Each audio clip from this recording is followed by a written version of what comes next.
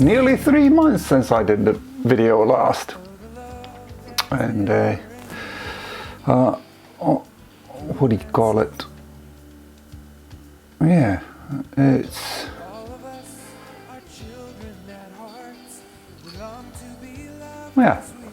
just been a long while. And my last video, I think it was about vampyra. There was this MS. Somebody corrected me saying that it wasn't an MS medication, it was symptom medication, which didn't quite make sense to me, but whatever. Vampyra is apparently not strictly for MS, but I practically did not get any real benefit from it. What do you call it? I got horrible cotton mouth, and like somebody had poured boiling water into my mouth. You know when you sometimes zip something or sip something too warm and it burns your mouth? That kind of burnt sensation in my mouth. What else? And yeah, I did not get, because it was supposed to make your walking better, I did not find that to be the case. And when I came off it, when I started it, I just continued as normal. But when I came off it, I felt like there was a drop to my walking. I don't know if that makes sense, but yeah, it wasn't a good deal for me, vampyra, and it was horribly expensive. So you know, no benefit, side effects, and expensive. I'm not gonna have that. On a personal note, I have now, because since we left Vineyard, because my wife wanted to leave, I've kind of been looking for a church where to go to, and now for some reason first I saw something online. Somebody wanted to be my Facebook friend, a lady who I had already seen in Vineyard. She came to visit, and then plus my wife, she bought this small printed out piece of paper about this church, and then I said that I've been looking for this, and now I've got 2 notifications about this place. So what do you call it? I'll take that as a sign. And I've been going there, and it's called River Church Uusimaa. I think they have multiple different churches around the country, and what do you call it? Their Pentecostal mannerism, it just, oh man, it's out of this world, or not out of this world, but it's like a little girl punctuating their sentences with a Finnish profanity. It's like they have a way of, yeah, it's just a different flavor of Christianity. But why I'm going there after I first visited them is that they're very strongly opposed to the, as people call it, matrix. So they have a very strong stance on COVID bullshit, saying that this will never fly here. And then second of all, they have a very clear gospel message of Jesus Christ. So these 2 things, and I said, sign me up. I'm going here to spend my Sundays. What I love about the place is that there are I think they're the most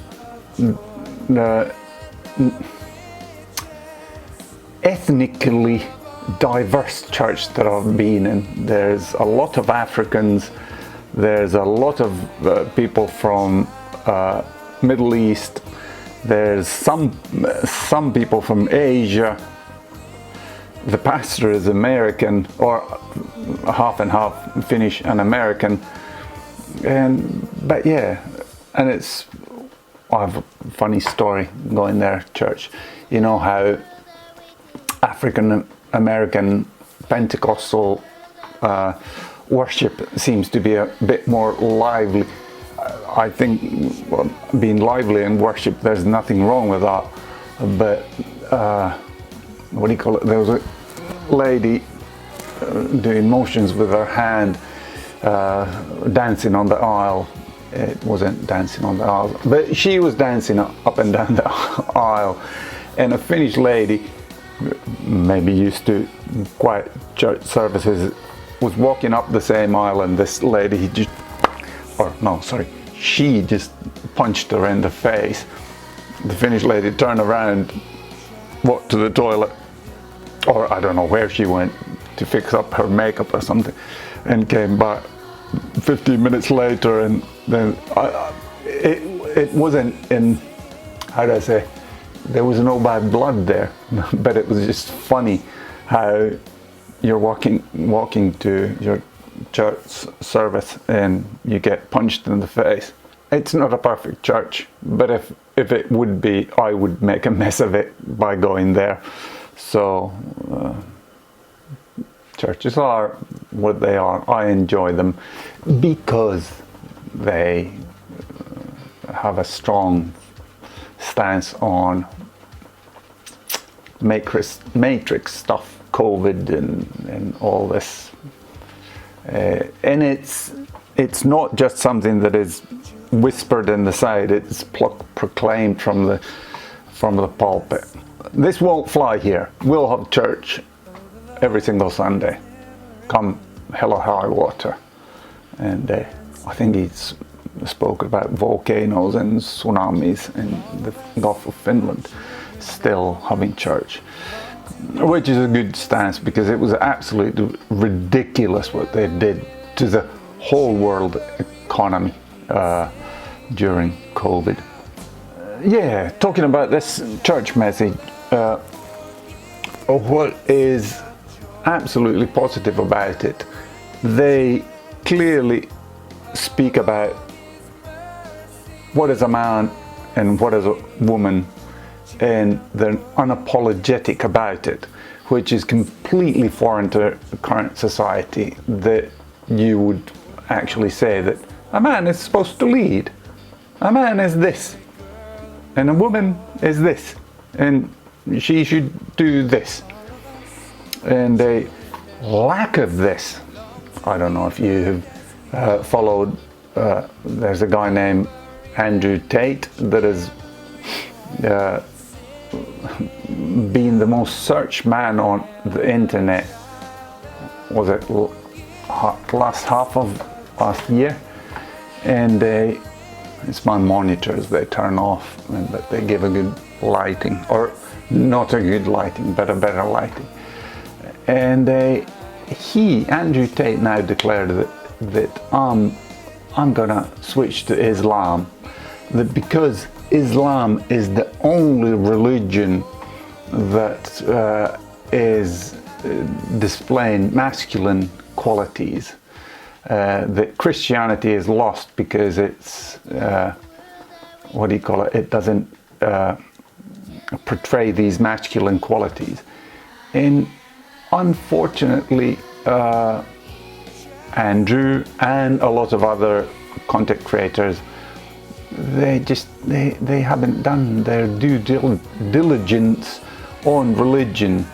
Tate should have gone to watch David Wood videos about Islam and educate himself.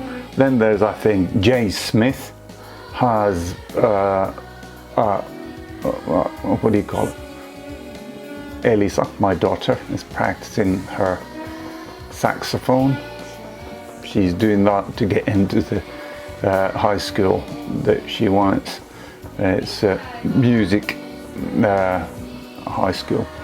So yeah, David Wood, J. Smith, Hatun Tash. Hatun Tash actually got David Wood's old channel, and she's putting stuff there. And she's the bravest woman that I know. She goes into Speaker's Corner and talks about the inconsistencies of Qurans and what do you call it? Has been beaten up a couple of times when there, and her stuff has been stolen from her. And but yeah, very courageous lady. What else? Yeah, one thing that Tate should have read is Critical Quran by Robert Spencer, and basically it's if a page is this long, it's this long page, there's going to be 5 centimeters at the top as the Quran text, and then at the bottom it just says this is actually what it means, this is a historic context, and this is why it's not true. So it's absolutely brilliant in that sense. The Quran, it's just completely idiotic story. This is what I need to go and get myself spectacles. It's so small, the text, that I'm getting all my eyes. I have a cataract in my right eye that has been operated on, so this has a lens in it, a plastic lens, and then now my left eye, I think has a cataract in it, and it needs to be operated. Oh man. Yeah, then another one that I quite enjoy, because they speak about what men need to be and what men need to do in order to form a relationship with a woman, is there's a podcast called Fresh and Fit. I think Fit, he comes from a Muslim background, and him falling into his father's religion, I think it is what it is. But the Fresh says that he knows stuff about Bible, and they pick and choose verses from the Bible, and it's absolutely ridiculous.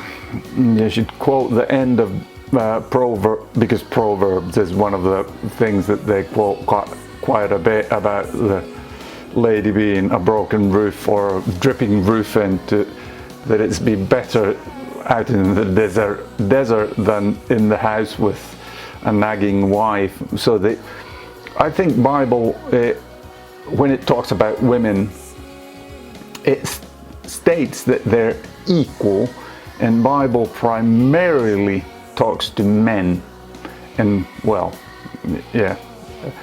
but then there are warnings about women to men in there. So in that sense, you could say that the Bible talks more negatively towards women, but it's just who is the book written to.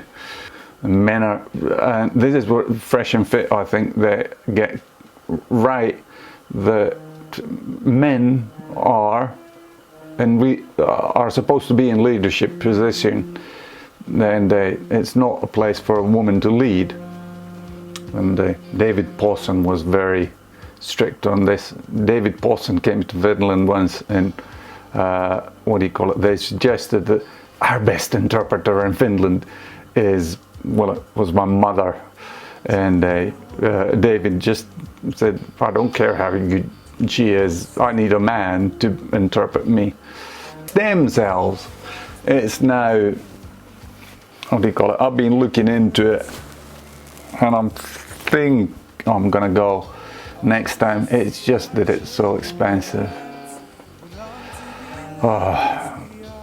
But yeah, I might go and get a stem cell. But I need to get a friend to go with me. I have my childhood friend that I've reconnected with in the last month. I've been taking him to shoot with me, and he could be an option, or my wife. I would prefer my wife, but she doesn't want to. She hates air travel. And then I've been, regarding shooting, I'm thinking of buying yet another pistol. One that I could mount the red dot on properly, because now I have a kind of a rautalankaviritys, this kind of self-made thing, how to attach the red dot. It works. I think it's more accurate than iron sights, because I get a better sight perspective or sight picture with it, because I can just point and you're looking at you're focusing on one plane instead of two planes, target and the size. Now you're just focusing on the target and then you superimpose the red dot on that and it works. But anyway, this is going to be a long video. Just, I think, Fresh and Fit, they're correct about certain things, but Andrew Tate, but they just, some things I think they miss a bit, and but yeah, I'll compile this and post it, and let's see what comes out of it. But anyway, Jesus Christ is King. Amen.